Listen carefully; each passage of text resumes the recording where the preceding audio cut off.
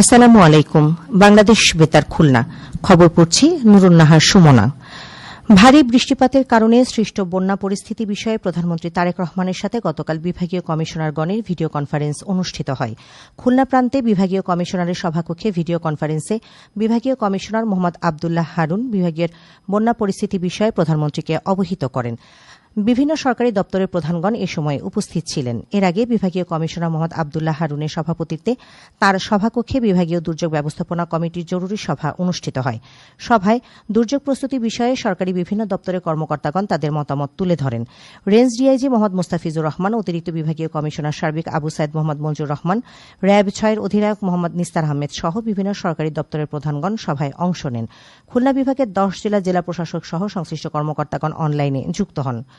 Khulna city কর্পোরেশনের প্রশাসক নজরুল ইসলাম মঞ্জু বলেছেন, গত কয়েকদিনের অবিরাম বর্ষণে নগরীর যে সকল স্থানে জলাবদ্ধতা সৃষ্টি হয়েছিল সে সকল এলাকার পানি ইতিমধ্যে অনেকটাই নেমে গেছে, তবে আবারও প্রবল বৃষ্টি হওয়ার সম্ভাবনা রয়েছে। নগরীতে জলাবদ্ধতা যাতে না হয় সেজন্য ৩টি মনিটরিং কমিটি গঠন করা হয়েছে এবং কর্মকর্তা কর্মচারীরা ড্রেন ও খালে বিদ্যমান প্রতিবন্ধকতাসমূহ সরিয়ে পানির প্রবাহ বৃদ্ধিতে কাজ করছে। তিনি গতকাল মহানগরীর মাথাভাঙ্গায় আলুতলা সুইচ গেটের সংস্কার কাজের অগ্রগতি পরিদর্শনকালে এই কথা বলেন। কেসিসির প্রশাসক পর্যায়ক্রমে সবগুলো গেট সংস্কার করার উপর গুরুত্ব আরোপ করেন এবং আগামী ৪ দিনের মধ্যে ক্ষতিগ্রস্ত গেটটির সংস্কার কাজ শেষ হবে বলে জানান। এছাড়া তিনি ১০ গেট সহ ৩০ ও ৩১ নম্বর ওয়ার্ডের মতিয়াখালী ও লবণচড়া এলাকার ড্রেনের পানি প্রবাহ ও বর্জ্য ব্যবস্থাপনা কার্যক্রম পরিদর্শন করেন। কেসিসির প্রধান নির্বাহী কর্মকর্তা রাজীব আহমেদ, প্রধান প্রকৌশলী মশিউজ্জামান খান, কনজারভেন্সি অফিসার মোহাম্মদ ওহিদুজ্জামান খান, ওয়ার্ডের ক্ষমতাপ্রাপ্ত কর্মকর্তা ও সহকারী প্রকৌশলী সহ স্থানীয় গণ্যমান্য ব্যক্তিবর্গ এই সময় উপস্থিত ছিলেন। সাতক্ষীরা জেলা দুর্যোগ ব্যবস্থাপনা কমিটির এক সভা গতকাল জেলা প্রশাসকের সম্মেলন কক্ষে অনুষ্ঠিত হয়। সভায় জানানো হয়, অতিবর্ষণে জেলায় ৬,০০০ হেক্টর জমির আউশ ধান ক্ষতিগ্রস্ত হয়েছে এবং ১২৭টি মাছের ঘের পানিতে তলিয়ে অর্ধ কোটি টাকার ক্ষতি হয়েছে। এছাড়া যেকোনো প্রাকৃতিক দুর্যোগ মোকাবেলায় জেলা প্রশাসন সম্পূর্ণ প্রস্তুত রয়েছে বলে সভায় অবহিত করা হয়। জেলা প্রশাসক মিস কাউসার আজিজের সভাপতিত্বে অতিরিক্ত জেলা ম্যাজিস্ট্রেট রিপন বিশ্বাস, police super Abu Saleh Mohammad Ashraful Alam, civil surgeon Abdus Salam, জেলা বিএনপির আহ্বায়ক রহমাতুল্লাহ পলাশ, জেলা জামায়াতের আমির শহীদুল ইসলাম মুকুল ও পৌরসভার প্রধান নির্বাহী কর্মকর্তা আসাদুজ্জামান সহ সংশ্লিষ্ট কর্মকর্তাগণ এ সময় উপস্থিত ছিলেন।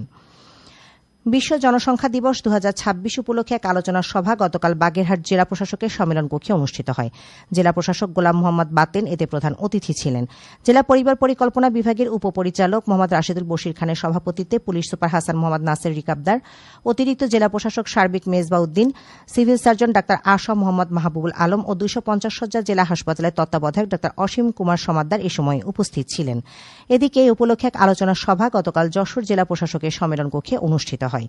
জেলা প্রশাসক মোহাম্মদ আশেক হাসানের সভাপতিত্বে অতিরিক্ত জেলা প্রশাসক সার্বিক সুজন সরকার, জেলা পরিবার পরিকল্পনা কার্যালয়ের উপপরিচালক ও সহকারী পরিচালক সহ সংশ্লিষ্ট কর্মকর্তাগণ এ সময় উপস্থিত ছিলেন।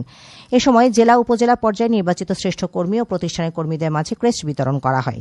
এছাড়া এই উপলক্ষে এক আলোচনা সভা গতকাল চুয়াডাঙ্গা জেলা প্রশাসকের সম্মেলন কক্ষে অনুষ্ঠিত হয়। অতিরিক্ত জেলা প্রশাসক সার্বিক নয়ন কুমার রাজবংশী এতে প্রধান অতিথি ছিলেন। জেলা পরিবার পরিকল্পনা কার্যালয়ের উপপরিচালক দীপক কুমার সাহার সভাপতিত্বে সিভিল সার্জন ডাক্তার হাদি জিয়াউদ্দিন আহমেদ, জেলা তথ্য কর্মকর্তা শিল্পী মণ্ডল, প্রেস ক্লাবের সভাপতি সহ বিভিন্ন সরকারি দপ্তরের কর্মকর্তা কর্মচারীগণ এ সময় উপস্থিত ছিলেন। মরমী কবি পাগলা কানাইয়ের ১৩৭তম মৃত্যুবার্ষিকী উপলক্ষে ঝিনাইদহ সদর উপজেলার বেরবাড়ি গ্রামে কবির সমাধিস্থলে গতকাল এক আলোচনা সভা অনুষ্ঠিত হয়। জেলা প্রশাসক মোহাম্মদ নোমান হোসেন এতে প্রধান অতিথি ছিলেন। জেলা পরিষদের প্রধান নির্বাহী কর্মকর্তা মোহাম্মদ সেলিম রেজার সভাপতিত্বে অতিরিক্ত জেলা প্রশাসক মোহাম্মদ সাইফুর রহমান, সদর উপজেলা নির্বাহী কর্মকর্তা তারেক হাসান ও জেলা বিএনপি সাধারণ সম্পাদক জাহিদুজ্জামান মনা সহ বিভিন্ন শ্রেণী পেশার মানুষ এ সময় উপস্থিত ছিলেন। পাগলা কানাই স্মৃতি সংরক্ষণ সংসদ এর আয়োজন করে। খেলার খবর ফুটবল। খুলনার রূপসা উপজেলার শ্রীফলতলা ইউনিয়নের পালেরহাট মাঠে বেগম খালেদা জিয়া স্মৃতি ১৫ দলীয় আন্তঃ ইউনিয়ন ফুটবল টুর্নামেন্টে গতকালের খেলায় তেরোখাদা উপজেলার বারাসাত ইউনিয়ন একাদশ ১-০ গোলে রূপসা উপজেলা ঘাটভোগ ইউনিয়ন একাদশকে পরাজিত করেছে। এদিকে মেহেরপুরের গাংনী উপজেলার জোরপুকুরিয়া মাধ্যমিক বিদ্যালয় মাঠে জেলা প্রশাসক গোল্ড কাপ ফুটবল টুর্নামেন্টে গতকালের খেলায় ধানখোলা ইউনিয়ন ফুটবল একাদশ টাই ব্রেকারে ৪-১ গোলে কাথলি ইউনিয়ন ফুটবল একাদশকে এবং কাজীপুর ইউনিয়ন ফুটবল একাদশ টাই ব্রেকারে ৩-২ গোলে বামন্দি ইউনিয়ন ফুটবল একাদশকে পরাজিত করেছে।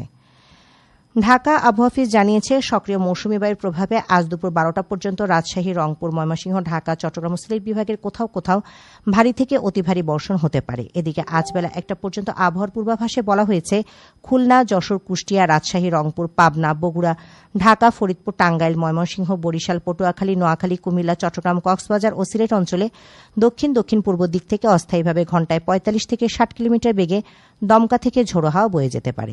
সেই সঙ্গে বৃষ্টি অথবা বজ্রসহ বৃষ্টিপাতের সম্ভাবনা রয়েছে। এসব এলাকা নদীবন্দরসমূহকে 1 নম্বর সতর্ক সংকেত দেখাতে বলা হয়েছে। খবর শেষ হল।